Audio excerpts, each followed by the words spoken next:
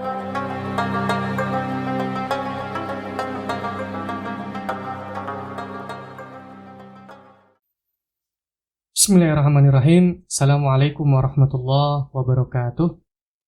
Alhamdulillahirabbil alamin. Allahumma shalli ala sayyidina Muhammad wa ala ali sayyidina Muhammad. Alhamdulillah, insyaallah tidak lebih dari 2 pekan ke depan kita sudah akan memasuki bulan suci Ramadan. Dan maka pada video kali ini masih membahas tentang seputar bulan puasa, tentang seputar puasa. Nah, supaya nanti kita bisa berpuasa dengan baik, mengikuti aturan-aturan yang memang dianjurkan oleh Nabi SAW. Nah, maka pada video kali ini kita akan membahas tentang hal-hal yang membatalkan puasa, supaya kita tahu nih rambu-rambunya, apa saja yang sekiranya hal-hal yang bisa merusak puasa kita.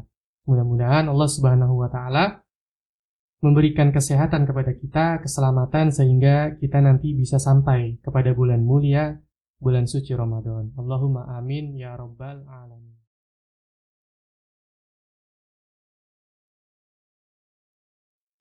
Oke, bismillahirrahmanirrahim.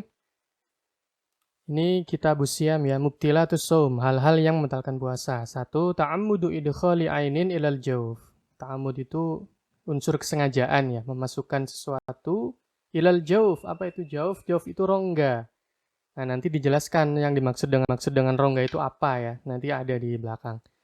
Min manfadin maftuhin, yaitu dari jalan keluar masuknya benda atau lubang terbuka. Min manfadin maftuhin kal fammi wal anfi, seperti mulut dan juga hidung. Wala tu'tabarul inu manfadan maftuhan, tapi mata bukan termasuk manfad maftuh ya. Kadzalika wa kadza masamul jildi, juga pori-pori. Masamul jildi itu pori-pori kulit, itu juga bukan termasuk manfad maftuh. Wal jauf indal fuqaha, nah ini penjelasan tentang jauf. Jauf itu apa? Rongga itu apa? Menurut para ahli fikih, rongga itu ma yalihul qumul insan kal ma'iddah, yaitu yang lebih jauh daripada hulqum, tenggorokan. Hulqumul insan, tenggorokannya orang, kal ma'iddah, yaitu seperti halnya lambung contohnya. Kemudian wal am'ai wal mathanati ala ikhtilafi bainihim fiha wa batinid dimag. Juga yang termaksud jauf yaitu adalah al am'a. Am'a itu usus ya.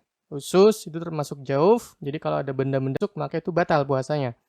Wal mathana ini kandung kemih. Tapi ini ala ikhtilafi bainihim fihi gitu. Ini ada ikhtilaf di antara para ulama ini karena ini terkait medis ya. Batinid dimag, ini otak atau kepala. Jika ada suatu injeksi masuk ke otaknya atau bagaimana, ini medis, saya nggak bakal menjelaskan lebih jauh ya. Fa'idha tajawazal mufattir al-hulquma wa dakhalal jawfa ila ayyi wahidatin minha min manfadin maftuhin dhahiran hissan fa innahu yakunu mufsidan lis-shaum. Nah, jadi jika ada benda-benda yang membatalkan puasa itu masuk ke jauf, maka dia membatalkan puasa gitu. Dhahiran hissan itu tadi artinya adalah terasa secara fisik gitu, secara sadar gitu. Dhahiran hissan fa innahu yakunu mufsidan lis-shaum, maka itu bisa membatalkan puasa. Nah, jadi jika itu secara sadar maka batal, tapi kalau dia lupa itu enggak. Ya, itu fokusnya intinya adalah ada ta'ammud, yaitu sengaja, kemudian dia masuk ke rongga al-jawf, dan juga tadi ada dhahiran hissan, yaitu tampak terasa fisiknya secara sadar. Itu kuncinya ya. Jadi kalau nggak sengaja, kemudian nggak sampai masuk ke jawf, nggak sampai masuk melebihi tenggorokan, itu nggak apa-apa.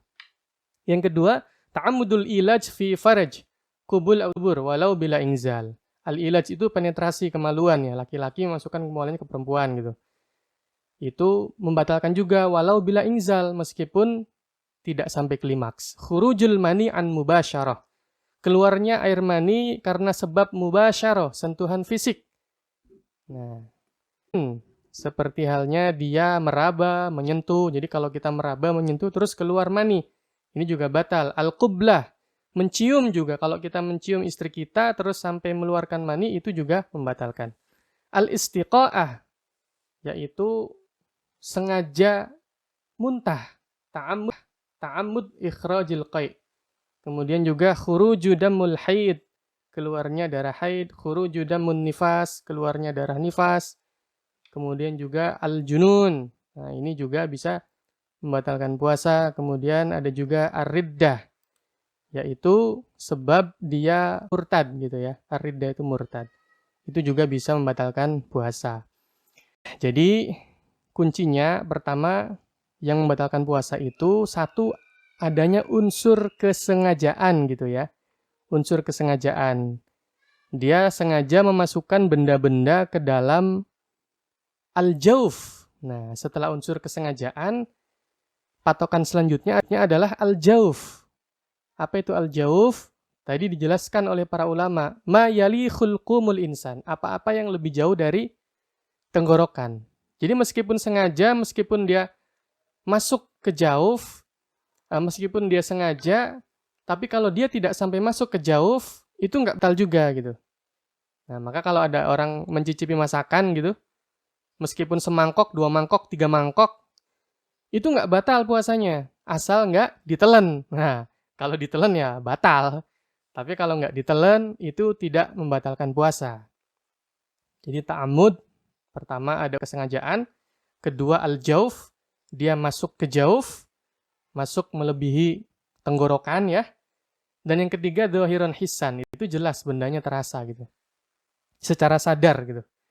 Jadi kalau lupa, meskipun dia masuk melebihi tenggorokan gitu sampai ke perut tapi lupa, itu juga nggak apa-apa karena lupa, maka tidak membatalkan. Tapi kalau 3 unsur tadi terpenuhi, dia sengaja, kemudian dia nggak lupa gitu ya, sengaja, terus sampai masuk ke jauf, maka itu batal. Tapi meskipun sengaja, nggak sampai ke jauf, masih di mulut saja, hanya sampai mulut, nggak sampai tenggorokan, itu nggak membatalkan puasa. Nah, kurang lebih seperti itu. Mohon maaf atas segala kesalahan. Billahi taufiq wal hidayah. Wassalamualaikum warahmatullahi wabarakatuh.